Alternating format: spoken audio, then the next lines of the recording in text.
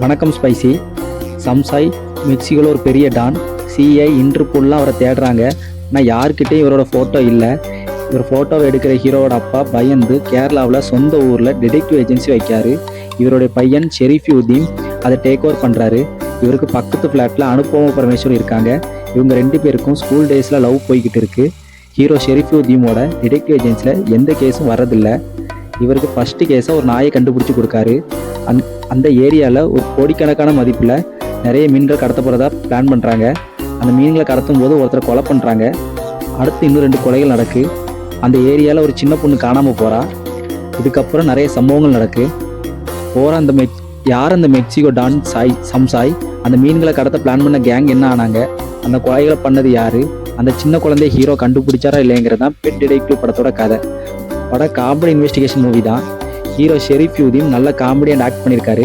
இவருக்கு சப்போர்ட் பண்ணுற ஹீரோயினா அனுபவ பரமேஸ்வரன் வராங்க. படத்தில் நிறைய இடத்துல காமெடி இருக்குது. கிளைமேக்ஸ் நல்ல காமெடி என்டர்டெயின்மெண்ட்டாக கொண்டு போயிருக்காங்க. 2 மணி நேரத்துக்கு கம்மியான டூரேஷனில் தான் இந்த படம் கொஞ்சம் நிறைய இடத்துல குழப்புற மாதிரி இருந்துச்சு. சீன்கள்லாம் யார் இந்த சம்சாங்கிற ட்விஸ்ட் ரிவீல் ஆகும்போது நல்லா இருக்குது. ஜி5ல படம் ரிலீஸ் ஆகிருக்கு. வீக்கெண்டில் ஜாலியாக ஃப்ரெண்ட்ஸ் கூட உட்காந்து பாருங்கள். இப்போ டிடெக்டிவ் படம் உங்களை இம்ப்ரெஸ் பண்ணும். ட்ரை பண்ணி பாருங்கள்.